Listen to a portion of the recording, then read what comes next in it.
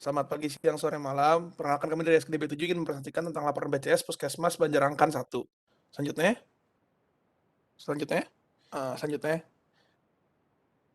Ya, untuk pendahuluannya, jadi pusat kesehatan masyarakat yang bisa dikenal dengan puskesmas itu adalah fasilitas pelayanan kesehatan yang melaksanakan kegiatan kesehatan masyarakat dan kegiatan kesehatan persorangan tingkat pertama dengan mengedepankan prinsip-prinsip promotif dan preventif dengan tujuan untuk mencapai tingkat kesehatan masyarakat yang sebaik-baiknya di wilayah pertanggungjawabannya.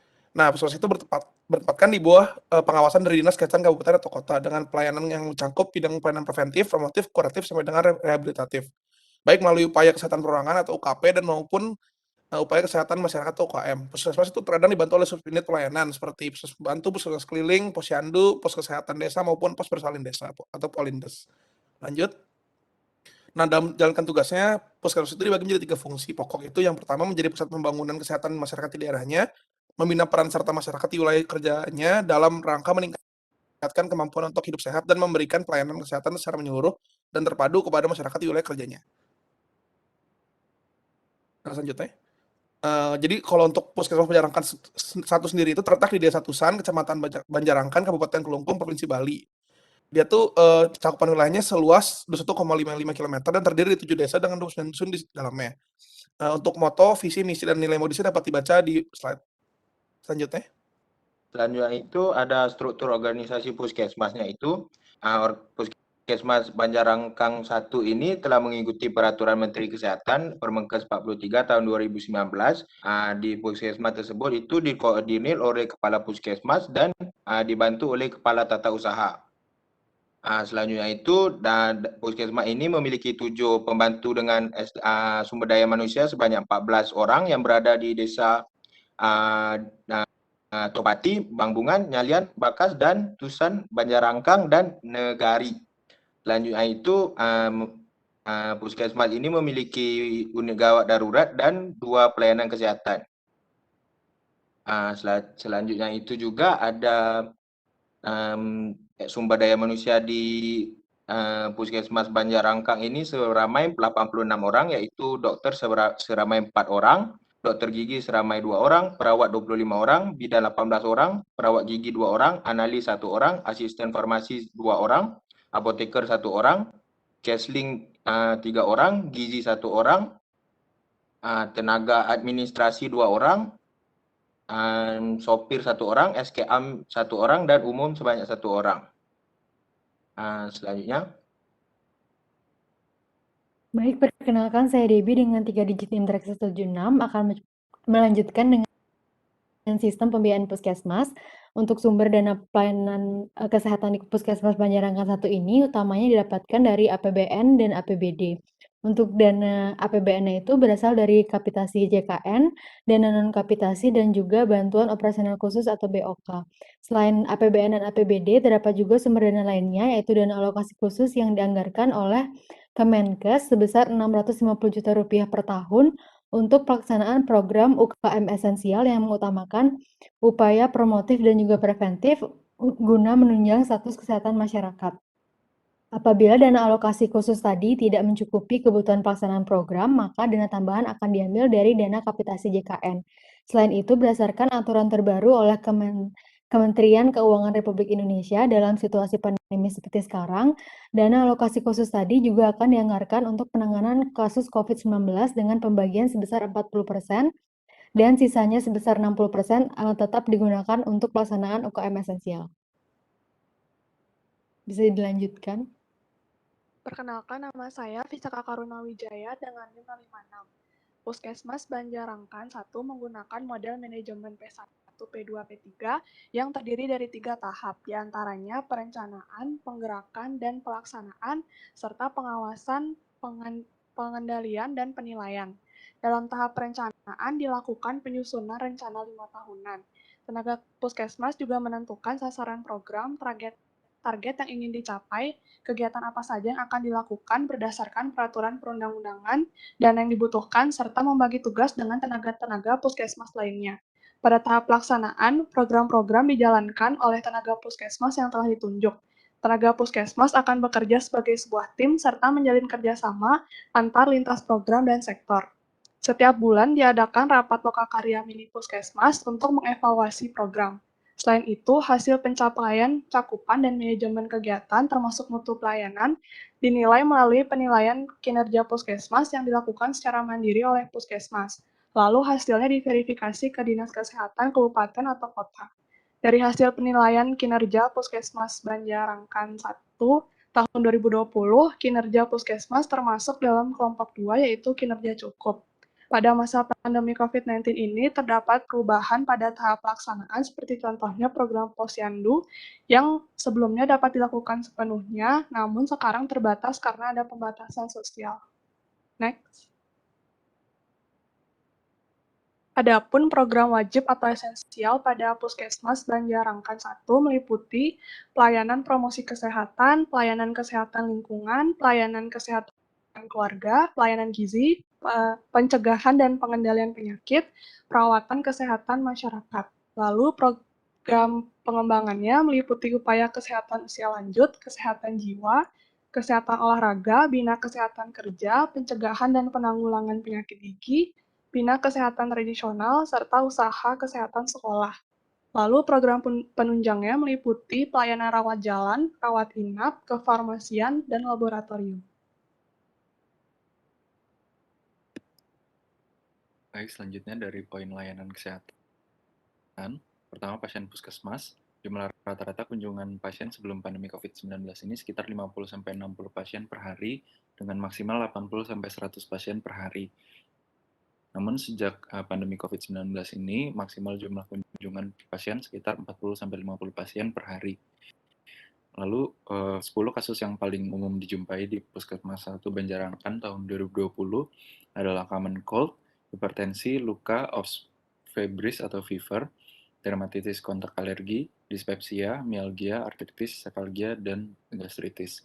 Dan kasus yang mampu ditangani oleh Puskesmas 1 Banjarangkan adalah 144 diagnosis penyakit yang harus tuntas di fasilitas kesehatan tingkat pertama atau FKTP sesuai keputusan Menteri Kesehatan atau KMK nomor 514 tahun 2015. Next. Untuk poin cakupan kepesertaan JKN sendiri, data pasti jumlah peserta JKN di wilayah kerja Puskesmas 1 Banjarangkan belum dapat dikirim oleh Kepala Puskesmas. Next.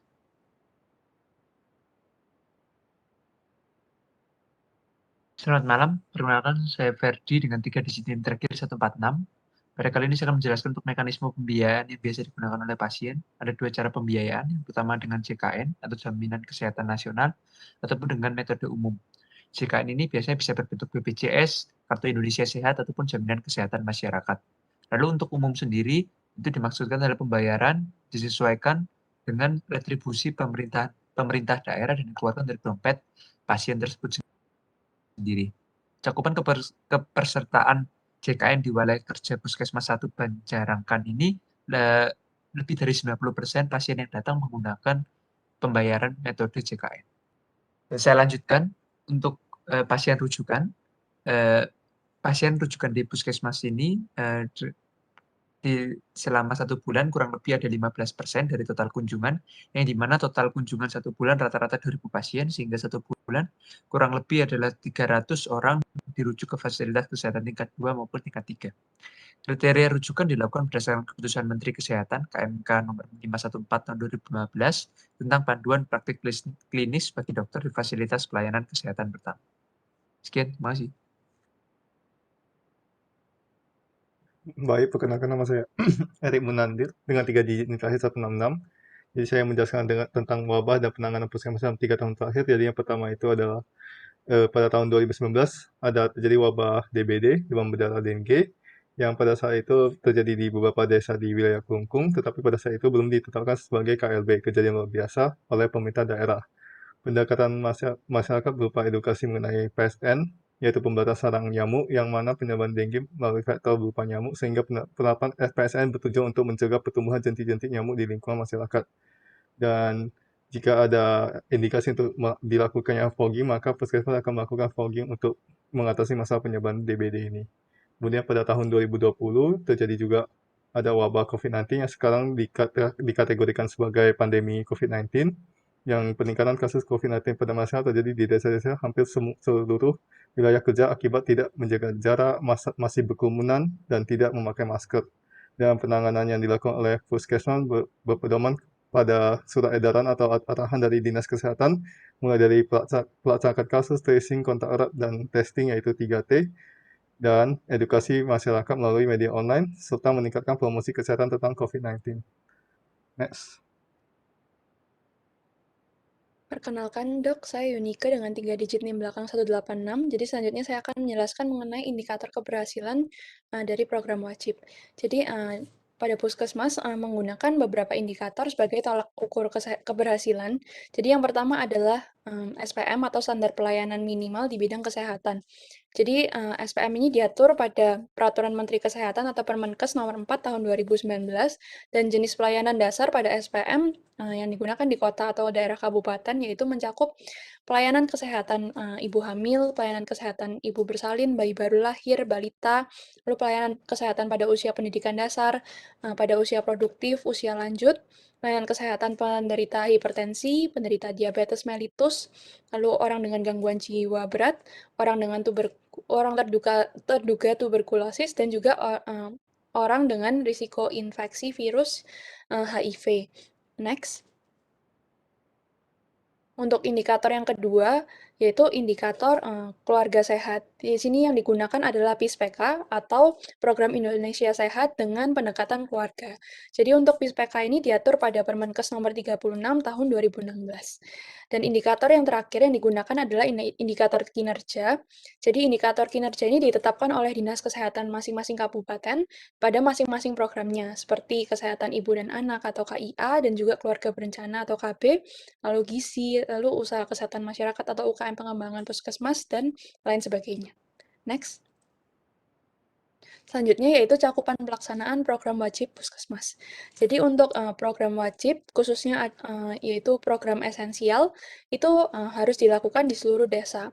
Dan untuk Puskesmas Banjarangkan sendiri ini, cakupan pelaksanaan program wajibnya sudah bisa dikatakan cukup baik karena mencapai lebih dari 60% desa. Meskipun masih ada beberapa program yang belum mencapai target. Setiap tahunnya kira-kira ada 1 hingga 2 program yang bermasalah, dan untuk itu harus dilakukan tindak lanjut dari permasalahan tersebut, yaitu untuk pencarian akar masalah dan juga solusi atau langkah penanganan dari permasalahan tersebut. Bisa dilanjutkan oleh teman saya. Baik, perkenalkan nama saya Indra Tanubawa dengan 3 digit NIM terakhir 206. Analisa program dilakukan untuk mengetahui permasalahan yang terjadi untuk dapat mengatasi masalah ke depannya. Upaya yang dapat dilakukan untuk memperbaiki program yang belum mencapai target adalah mengidentifikasi masalah yang ada. Kemudian langkah selanjutnya adalah menentukan prioritas masalah dengan menentukan tingkat urgensi. Setelah itu dapat dilakukan adalah mencari akar penyebab masalah, dan yang terakhir adalah dilakukannya pemecahan masalah. Next. Salah satu masalah yang ada di Puskesmas Banjarangkan adalah hipertensi, di mana Puskesmas sudah melakukan analisis kinerja dengan mengidentifikasi masalah, di mana dalam hal hipertensi, pencapaian dari Puskesmas belum mencapai target dikarenakan rendahnya angka penderita hipertensi yang mendapatkan pelayanan sesuai standar. Kemudian Puskesmas menempatkan masalah ini skala prioritas 2 dengan tingkat urgensi 4, tingkat keseriusan 4, dan tingkat perkembangan 4. Untuk mencari akar masalah, maka dibentuk pohon masalah yang terdiri dari akibat, permasalahan utama, sebab, dan juga sebab. Pemecahan masalah yang dapat dilakukan adalah mengadakan sosialisasi standar pelayanan hipertensi dan meningkatkan akses pemeriksaan ke masyarakat dengan melakukan kunjungan langsung ke rumah warga. Baik, bisa dilanjutkan oleh teman saya. Baik, selanjutnya saya akan menjelaskan mengenai jumlah penduduk yang tercatat di wilayah kerja UPTD Puskesmas Banjarangkan pada tahun 2020 adalah 22.833 orang. Nah, dari total jumlah tersebut, 11.399 orangnya diantaranya adalah laki-laki dan 11.434 orang lainnya adalah perempuan. Karena selisih angka yang sedikit antara jumlah penduduk laki-laki dan jumlah perempuan, maka dapat diberi angka perbandingan berupa 1:1. Next. Untuk analisa indikator ibu dan bayi, berdasarkan diskusi yang telah dilaksanakan, tidak dipaparkan dengan rinci terkait angka jumlah kelahiran, kematian ibu, kematian bayi, dan juga kematian balita. Tidak disampaikan juga terkait informasi penyebab utama terjadinya kematian pada tahun 2020, namun pada tahun 2021 didapatkan data bahwa penyebab kematian umumnya dikarenakan terkena wabah dari COVID-19. Sekian dari saya. Next. Baik, perkenalkan nama saya Sifna dengan BPJS 007 dan saat ini saya akan menjelaskan 10 besar penyakit pasien di Puskesmas UPTD Banjarnegara 1. Jadi 10 besar penyakit ini tahun 2019 sampai 2020 itu sama, tetapi yang berbeda adalah urutan-urutannya. Yang memiliki posisi utama masih Common Cold dengan ICD-10 10-nya yaitu G0. Lalu untuk perubahan urutannya mungkin bisa dijelaskan karena adanya penurunan jumlah pasien yang menjadi puskesmas pada tahun 2020 dan perubahan epidemiologi. Next. Oke, jadi ini adalah 14 prioritas masalah yang akan mendapatkan perhatian khusus untuk di Puskesmas PDB Banjarnegara 1. 14 prioritas masalah ini didapat dari beberapa program yang belum memenuhi target atau pencapaiannya masih rendah pada tahun sebelumnya. Dan dari sini kita bisa melihat bahwa ada beberapa penyakit yang masih belum bisa diselesaikan pada tahun berikutnya, yaitu TBC, hipertensi, dan juga malaria. Jadi merupakan salah satu prioritas masalah untuk UPTD Banjarnegara pada tahun 2021. Nah, pada tabel ini juga, ini adalah hasil penelitian Puskesmas bagian pelayanan gizi tahun 2020. Ada 3 kegiatan yang dilakukan oleh Puskesmas untuk pelayanan gizi, yaitu pemberian tambahan makanan dan vitamin, menghitung presentasi satu gizi baik dan presentasi dari kurus yang mendapatkan PMT atau pemberian makanan tambahan. Nah, dari sini kita bisa melihat bahwa target sasaran balita dengan status gizi baik adalah lebih dari 82% dari 1.306 balita. Pencapaiannya adalah 110, dan presentasi balita yang kurus yang mendapatkan PMT serta target sasarannya lebih dari 90% dari 36 balita, target pencapaiannya dari 223. Dan update terakhir dari kasus balita yang mengalami malnutrisi atau gizi buruk, stunting atau obesitas terdapat penambahan sejumlah 2-3 balita. Dan mungkin bisa dijelaskan oleh teman saya. Baik, saya akan melanjutkan. Nama saya Kada Aprilia Dewi dengan NIM 037. Jadi ada pun simpulan dari interview yang kami lakukan dengan pihak Puskesmas Banjarnegara 1, yakni yang pertama struktur organisasi dari Puskesmas ini menyesuaikan dengan Permenkes 43 tahun 2019, terdiri dari 1 orang kepala Puskesmas yang dibantu dengan 86 staf lainnya, serta terdapat 7 Puskesmas pembantu. Kemudian sumber dana dari Puskesmas ini adalah ada APBN dan juga APBD, serta model manajemen dari Puskesmas ini menggunakan pola P1, P2, P3, yakni perencanaan, penggerakan, dan pelaksanaan. Kemudian lakukan pembatasan jumlah kunjungan selama pandemi COVID-19, serta sebagian besar dari penanganan kasus dan pelayanan dari Puskesmas ini menggunakan dana dari JKN dengan penyakit terbanyaknya adalah Common Cold. Lalu evaluasi program kerja dilakukan secara rutin dengan melihat berbagai pencapaian indikator yang sudah disebutkan oleh teman saya tadi, di mana masih terdapat beberapa program yang belum mencapai target. Adapun saran yang bisa dilakukan, yang pertama ialah memanfaatkan media sosial sebagai sarana edukasi online, dan kedua adalah meningkatkan pemberdayaan masyarakat melalui kader-kader kesehatan, sehingga nantinya program-program yang belum tercapai targetnya tahun ini bisa tercapai di tahun mendatang. Dan sekian presentasi dari kelompok kami. Terima kasih.